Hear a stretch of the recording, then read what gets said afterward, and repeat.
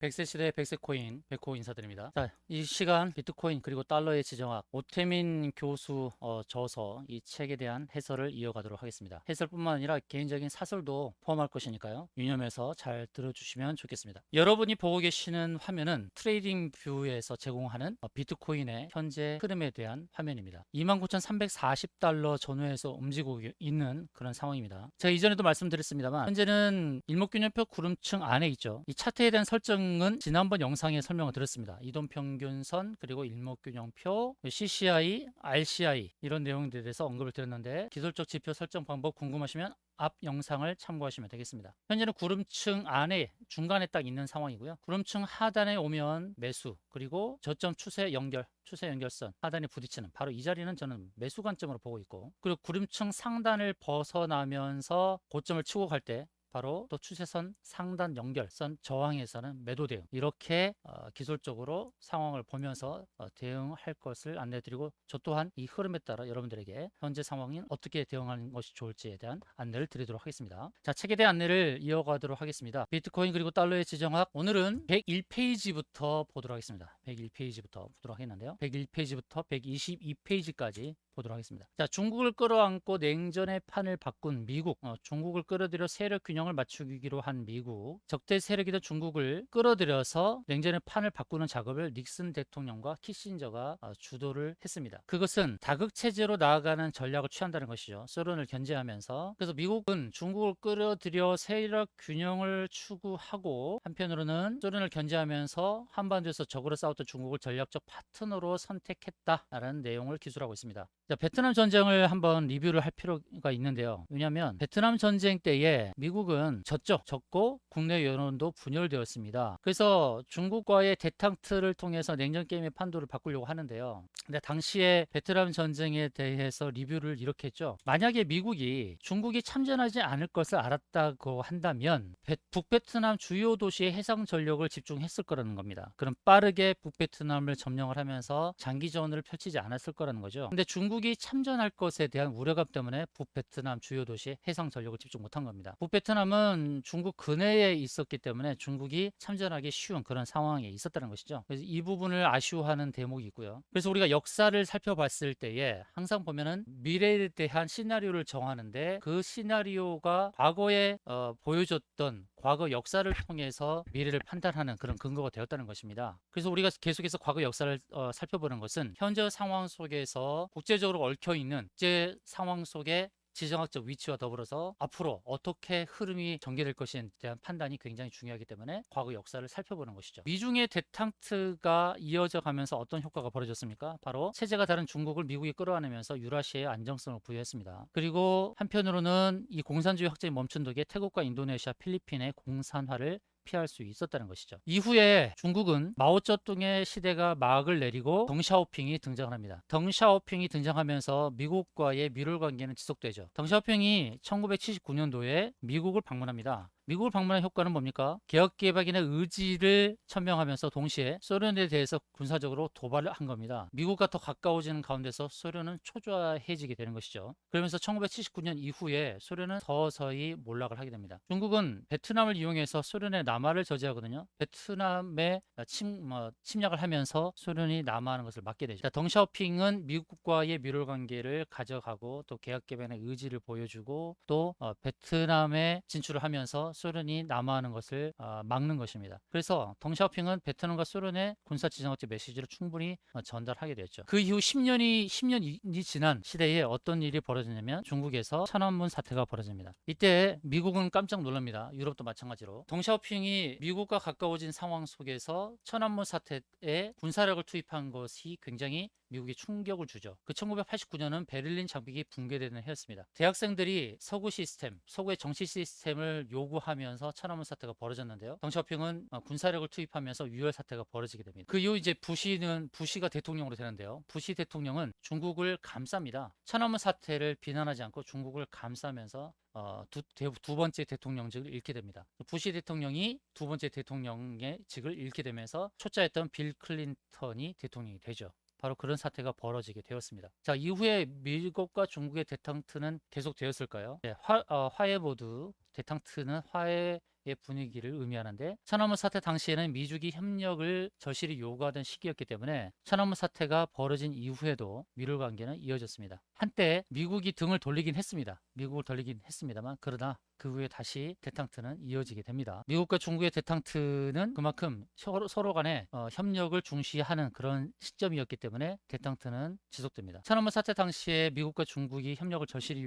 필요로 했기 때문에 대탕트는 이어졌지만, 오늘날에는 어떻습니까? 오늘날에는 계속해서 갈등이 야기되는 그런 시기입니다. 오늘날 어떤 사건이 벌어지고 있냐면, 미국이 예의주시하고 있는 타이완 지역, 중국과 타이완에서의 그런 갈등이 지속되고 있고, 중국은 내정 간섭을 하지 말라고 하지만, 그러나 내정 간섭을 떠나서 미국이 이 전쟁이 벌어지면 참전할 수밖에 없는 상황이고, 일본도 마찬가지입니다. 왜 그런 상황인지 KBS에서 타이완 워게임이라는 것을 시사기획 창을 통해서 다큐멘터리 영상을 내보낸 적이 있습니다. 타이완 워게임 이 주제를 가지고 시사기획에서 영상을 내보낸 것이 있는데, 그것을 잠깐 보도록 하죠. 타이완에서 전쟁이 벌어지는 것을 시나리오로 정한 겁니다. 여기서 이제 전쟁이 되게 되면, 중국이 타이완을 점령을 하지만 타이완의 7%밖에 점령을 못하게 됩니다. 그 이후에 미국과 일본의 전투기가 이쪽 지역에 쏟아지게 되죠. 중국은 여기서 많은 것을 잃게 됩니다. 함선 100여 척과 수많은 전투기가 희생되는 것으로 나타납니다. 중국이 타이완을 침공하게 되면 중국 역시 큰 위험을 감수해야 한다는 것이 시나리오 결과로 나타나게 됩니다. 자, 중국이 타이완을 점거할 수 있는 경우 두 가지에 대해서 얘기를 하고 있는데요. 첫 번째로는 미국이 개입하지 않을 때죠. 과연 미국이 개입하지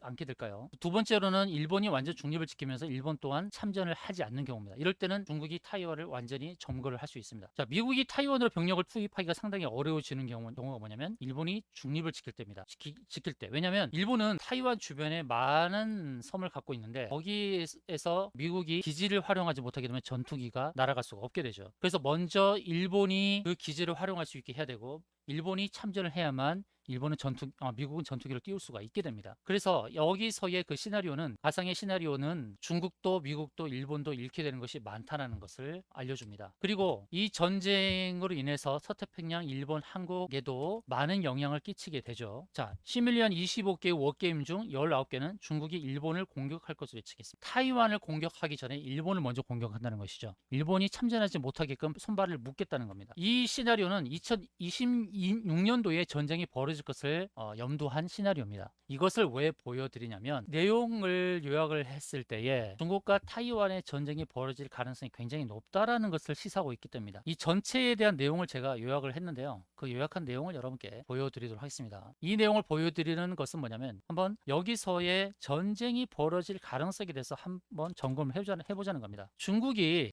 왜 타이완을 굉장히 중요해 보냐면, 중국은 태평양 연안 국가로 타이완 확보 시에 태평양을 바로 접할 수 있기 때문입니다. 한편으로는 타이완을 접하게 되면 타국 통제의 해협을 통과하지 않아도 되는 것이죠. 중국이 타이완을 점거한다는 것은 태평양으로서의 교두보를 확보하는 것을 의미합니다. 2022년, 5년 또는 2027년의 전쟁 가능성이 많이 대두되었는데요. 2027년은 중국 인민해방군 창립 100주년이고 시진핑 4연임을 결정하는 해입니다. 아까도 말씀드렸듯이 시뮬레이션 25개 워게임 중 19개는 중국이 일본을 공격할 것을 예측했습니다. 중국이 먼저 일본을 공격해서 일본의 손발을 묶게 되고, 한편으로는 미국이 참전하지 못하게끔 손발을 묶는 겁니다. 일본이 참전을 해야만 미국이 전투기를 띄울 수 있는 거예요. 그리고 일본은 타이완에서 우측에 동편에 10km 떨어진 요나구니 섬에 이제 전투력을 증강을 하고 있습니다. 지금 타이완에서의 전쟁이 벌어질 가능성이 높다 보니까, 일본은 타이완에서 110km 떨어진 요나구니 섬에 전투력을 증강하면서 중국을 예의주시를 하고 있습니다. 한편 과거 트럼프 행정부는 중국 세력 확장에 무관심했었는데요. 바이든 행정부가 들어서면서 타이완 방어에 군사적 개입 의향을 비쳤습니다. 자, 타이완에서 전쟁이 벌어지면 군사적으로 개입할 것입니까? 라고 기자가 물어봤을 때 바이든은 예스라고 대답했습니다. 바이든 행정부가 들어서면서 타이완을 언급하는 언론 브리핑이 7배나 증가했는데요.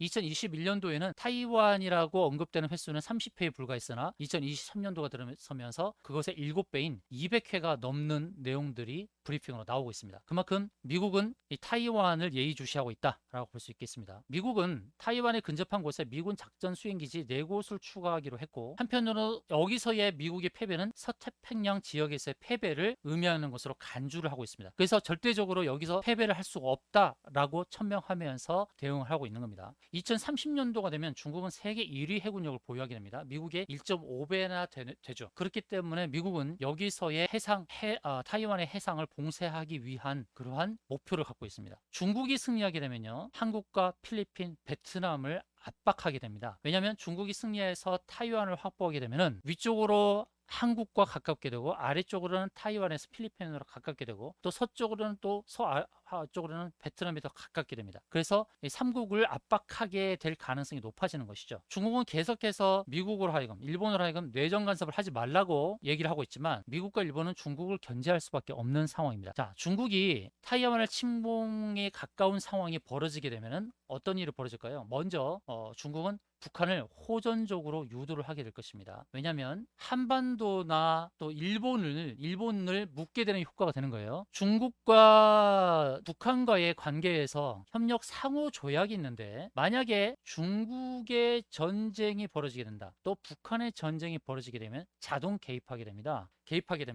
자, 타이완에서의 문제가 대두될 때 북한을 호전적으로 유도하게 되면 한반도는 북한을 예의주시해서 북한을 막게 되고, 또 일본도 북한을 막으려고 전투력을 증강시킬 거예요, 그쪽에. 그러면 동시다발적으로 중국이 타이완을 침공할 때 일본과 한국이 타이완으로 다가오는 것에 대한 시간적으로 지연을 할 수 있는 것이죠. 그래서 중국이 타이완을 침공을 할 때에 북한으로 하여금 남쪽에 침공하고자 하는 뭔가 제스처를 취할 가능성이 굉장히 높다는 것이죠. 중국이 유도하는 것이 바로 그런 겁니다. 그래서 중국이 타이완 침공에 가까운 상황이 벌어지게 되면 북한을 호전적으로 유도하고, 동시에 미국은 4개 전투 대행 비행 대대 가운데 2개 대대를 타이완 쪽으로 출격시키면서, 한편으로는 한반도는 위협 상황에 벌어지게 되는 겁니다. 그러니까 미국의 관심을 타이완으로 유도시키고 한반도 쪽에 전투력을 증강시키지 못하는 그런 효과가 벌어지게 되는 거예요. 한반도가 위험해지는 상황이 벌어질 수 있다는 겁니다. 호주에는 핵 잠수함 공급을 한다고 했고, 항공모함 전단을 6척으로 늘릴 계획을 갖고 있습니다. 이것은 타이완을 침공했을 때의 그러한 시나리오입니다. 한국은 북한의 위협에 대해서 타이완을 함께 고려해야 되는 아주 긴박한 상황이 벌어지게 되는 것이죠. 북한이 위협이 벌어지고 또 중국이 타이완을 침공하게 될 때에 일본의 움직임, 또 미국의 움직임을 봐야 되는데, 한반도도 위험한 상황 속에서 미군이 한반도를 지켜주기를 바라지만, 한편으로 미국이 또 타이완의 침공을 해야 되기 때문에 여러 가지 지정학적으로 위험한 상황에 빠지게 됩니다. 한 가지 더 중요한 것은 뭐냐면, 현재 우크라이나 전쟁이 장기전으로 벌어지면서 미국이 투자한 그 전투 물자가 많이 고갈되고 있습니다. 무기력도 소실되고 있어요. 중국이 바로 이런 상황을 예의주시하고 있습니다. 우크라이나에 소모되는 전투력, 또 군사적 물자가 소모되면서 타이완에 공급해야 될 물자가 줄어들고 있는 것입니다. 그래서 바로 이런 상황들을 중국이 보고 있고, 또 중국은 러시아에 그러한 것들을 주문했을 가능성이 높게 되죠. 우크라이나 전쟁이 장기전으로 가면서 미국의 전투 물자가 소모가 되고, 또 중국이 타이완을 침공했을 때에 타이완에 직접적으로 미국이 투자하는 전투 물자가 줄어들게 하는 그런 효과를 보고 있다는 것입니다. 자, 우리나라는 어떤 영향을 갖게 되느냐? 이 타이완 해협과 굉장히 중요한 상황이 되는데, 이것은 타이완 해협에서 타이완 전쟁이 벌어지는 것은 중국과 타이완의 양자 관계로 끝나거나 아시안만의 문제로 끝나지 않는다는 것이죠. 왜냐하면 우리나라의 해상 물류 중에서 타이완은 135km밖에 되지 않은 아주 좁은 해협인데요, 그 타이완 해협을 통과하는 것은 전체 물류 중에서 무려 3분의 1에 해당한다고 합니다. 만약에 하루에 그 타이완 해협을 통과하는 물류를 막게 되면은 손실이 무려 4천억이 넘는다고 해요. 일일 손실만 봤을 때. 그래서 굉장히 중요하죠. 다양한 변수들이 얽혀 있다고 하는데요, 타이완은 세계에서 비메모리 70%, 최첨단 반도체 90%를 생산하고 있습니다. 만약에 전쟁이 벌어지게 되면 반도체 부족 문제, 미사일 부족 문제, 또 세계 GDP가 증발하는 그런 상황이 벌어진다는 것입니다. 중국은 이 타이완과 관련해서 국가 생존 전략으로 추구를 하고 있습니다. 중국은 타이완을 국가 생존 전략의 측면으로 보고 있다는 것이죠. 반도체 산업을 중심으로 한 타이완의 전략 가치가 높기 때문에 타이완을 절대적으로 놓칠 수 없는 국가적인 상황입니다. 일본의 입장에서는 타이완이 넘어가면 일본의 영토인 센카쿠는 직접적인 위협에 처하게 됩니다. 자, 각국의 이해관계가 어떤지 보셨는데 이해되십니까? 타이완이 그만큼 중요한 상황이고, 이런 상황 속에서 중국은 타이완을 놓칠 수가 없는 상황이다. 앞으로 이 중국과 타이완의 전쟁이 벌어질지 안 벌어지게 될지 여러분 한번 판단해 보시기 바랍니다. 자, 이런 상황 속에서 우크라이나 전쟁 때에 암호화폐는 의미가 있었습니다. 러시아가 우크라이나의 금융 시스템을 파괴를 하면서 현물을 쓸 수 없었죠. 현금을 쓸 수 없었어요. 화폐가 무용지물 됐습니다. 이럴 때에 우크라이나는 나는 가상화폐에 기부를 요구했고 그 기부받은 가상화폐를 가지고 우크라이나는 방탄복과 헬멧 그리고 생필품을 살 수가 있었던 것입니다. 자, 중국과 타이완의 전쟁이 벌어지게 되면 어떤 일이 벌어지겠습니까? 역시 타이완도 현금과 또 화폐를 쓸 수가 없게 되겠죠. 한반도도 지정학적으로 위험에 빠지게 됩니다. 중국이 북한을 자극시켜서 북한을 호전적으로 유도하게 되면 한반도에도 전쟁이 벌어질 가능성이 있어요. 그래서 화폐는 또 무가치한 상황이 벌어질 수 있다는 겁니다. 우크라이나 전쟁을 우리가 참고를 했을 때 암호화폐는 또 비트코인은 가치가 높아질 수가 있는 것입니다. 현재 2023년도입니다. 전쟁의 시뮬레이션은 2022년, 2027년도에 전쟁이 벌어질 가능성이 높다고 봅니다.